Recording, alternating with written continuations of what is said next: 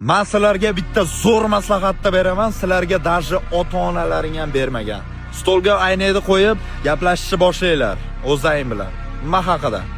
Men xohlardim tushunib yetishinglarda bu hayot abadiy emasligini, bir kun kelib tugashini.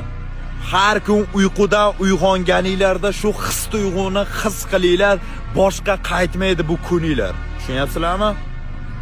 Mana misol uchun agar yoshinglar 15 ta bo'ladigan bo'lsa, 5000 kun yashadinglar degani.